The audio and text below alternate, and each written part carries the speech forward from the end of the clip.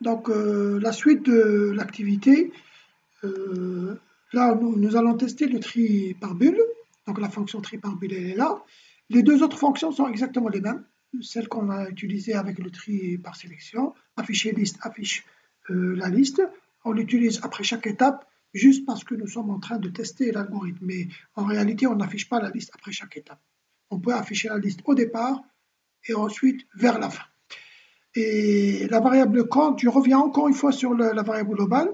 Je l'ai, je l'ai déclaré comme variable globale parce qu'en fait, il n'est pas nécessaire de compter le nombre de comparaisons de cette manière. On le fait analytiquement, tel qu'on l'a fait au cours. Donc, en principe, lorsque vous aurez terminé avec les tests, eh bien, vous supprimez tout simplement cette variable puisque la complexité, nous connaissons maintenant la complexité de chacun des algorithmes. Et j'avais oublié de vous faire remarquer au départ que l'affichage du compteur se fait au niveau de la fonction main. C'est pour cette raison qu'on l'a déclarée comme variable globale. Donc, elle est incrémentée dans la fonction de tri et on l'affiche vers la fin. Pour le tri par bulle, donc, je n'ai rien changé à la fonction. Donc, c'est exactement la fonction que vous avez vue au cours. Donc, la variable permute qui est initialisée à 1 et à chaque fois qu'il y a une permutation, elle revient à 1 et au début du boucle, on la met à 0. Donc, on la met à 0 ici. Et si jamais elle passe à 1, donc il y aura une étape supplémentaire. Donc, rappelez-vous, le tri par bulle, le nombre d'étapes est au plus égal à m-1. Ici, m est le nombre d'éléments. Ce n'est pas comme le tri par sélection qui fait toujours m-1 étapes. Et à la fin de la fonction, donc j'ai ajouté un affichage de la liste justement pour voir l'évolution du tri. Ben, lorsqu'on aura terminé avec des tests, eh bien, on élimine ces affichages. Donc, je passe à l'exécution. Donc, je vais tester l'algorithme avec le premier exemple, c'est étape 1.txt, un tableau à 8 éléments. Et vous remarquez ici déjà qu'il y a une comparaison de moins. Parce que si vous vous rappelez, eh bien, le tri par bulle fait au maximum n fois n-1 sur 2 comparaisons. Ça, c'est le maximum. Mais en général, il fait moins. Nous verrons quand est-ce qu'il fait le maximum. Donc, je ne vais pas passer étape par étape, puisque le principe, vous le connaissez. Tout ce que vous aurez à faire, c'est de préparer des fichiers de données d'une dizaine de valeurs et de tester les algorithmes. Donc, les fichiers sources, les trois fichiers sources, je vais les déposer sur le drive. Donc, vous pouvez les télécharger et les tester. Et les fichiers de données, vous pouvez vous-même préparer des fichiers de données qui ne contiennent pas beaucoup de données pour les tests. Mais ensuite, on verra qu'on peut tester ces algorithmes sur des fichiers importants. Pour le deuxième exemple, c'est tab 2.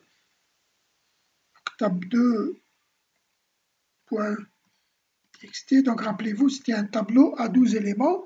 Donc, pour le tri par sélection, on avait fait 66 comparaisons. Là, on en fait 65. Une comparaison de plus ou bien une comparaison de moins, ce n'est pas la chose la plus importante. Mais la chose sur laquelle j'insiste, c'est que ces affichages, vous devez les suivre un par un pour voir que le principe de l'algorithme, par exemple ici 58 et 54, ils sont dans l'ordre. 254, ils sont dans l'ordre. Donc 58 reste à sa place. Ensuite, 254 et 34 ne sont pas dans l'ordre. Donc il va y avoir une permutation, donc, ce qui justifie la position de 34 ici, et ainsi de suite, hein, jusqu'à la fin, 254 avec 988. Donc ils sont dans l'ordre. Donc 254 reste dans cette position, et ainsi de suite, étape par étape. Et à la fin de chaque étape, le maximum est placé à la fin et on teste est-ce qu'on a fait des permutations. Si oui, il y aura une nouvelle étape, sinon il n'y aura pas de nouvelle étape. Ici, le nombre d'étapes est égal à 1, 2, 3, 4, 5, 6, 7, 8, 9. Donc il y a eu 9 étapes. Donc je passe au troisième test et là vous allez voir une sacrée différence. Donc c'était le fichier tab4.txt. Donc je rappelle que c'était un tableau déjà trié.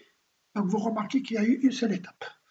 Puisque si vous appliquez le principe du tri par bulle, Donc, à chaque fois, donc, il va comparer l'élément i avec l'élément i plus 1. Ils sont dans l'ordre, donc pas de permutation. Ils sont dans l'ordre pour la permutation. Donc, au bout de la première étape, on remarque qu'il n'y a pas il n'y a pas eu de permutation, donc l'algorithme s'arrête. Donc, il fait une seule étape.